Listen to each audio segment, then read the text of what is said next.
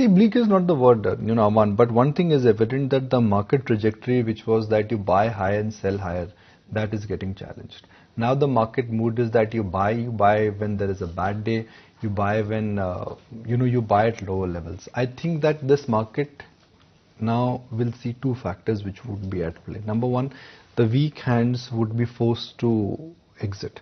And we've seen evidence of that, let's say in railway stocks or PSU stocks or defense stocks. So we've seen evidence of that, but folks who were just buying momentum, they were chasing price, they were buying today, selling tomorrow, and they were pocketing in 10-15% gain. That entire chain of easy money may just come to an end. So I think that one factor would be at play.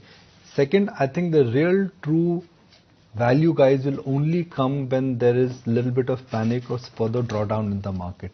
And on top of that, you actually have FI selling. So I think more than anything else, I think it's the demand supply equation which in the near term could look slightly imbalanced. So there is compulsion of folks who bought on margin. They would be forced to sell because price action has come down.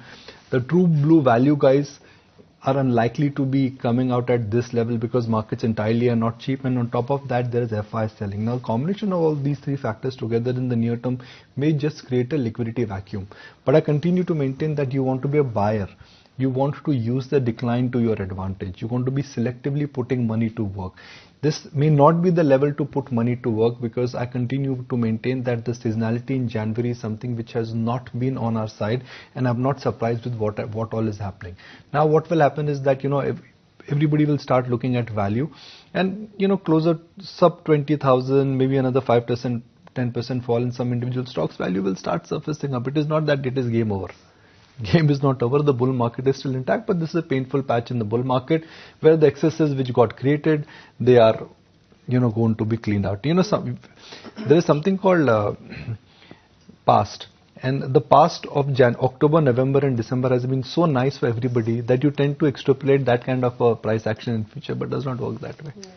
And just talking about the way forward, like you said, that the sectors where you had stretched valuations, largely your PSUs, your railway, defense, and pretty much across the board the PSU pack, that may remain volatile for some time because yesterday is just the first wave of profit taking which has set in.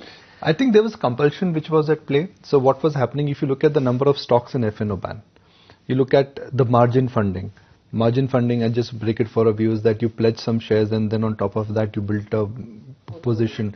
When stock prices come down, you'll have to put in more capital, or risk management will force your broker or your manager in this case to sell those stocks, and that is what I think was at play. So this entire easy making money chain which was there, I think that will get challenged. One, this market will challenge now, at least in some of the stocks, patience as well as a commitment. So if you are a weak trader, if you're a hand-on-heart investor, the market will shake you. I think that a shakeout is always good. It will create good entry points and it will shake out the weak players. I'll use an analogy which I've used in the past, that imagine a tree. When a shakeout happens, weak fruits and overripe fruits, they both will fall, but that will make the tree slightly more resilient to really weather the next storm. So I think the tree was loaded with a lot of weak fruits and with a lot of ripe fruits. The shakeout will only lead to that, but that does not mean that the bull market tree has got uprooted.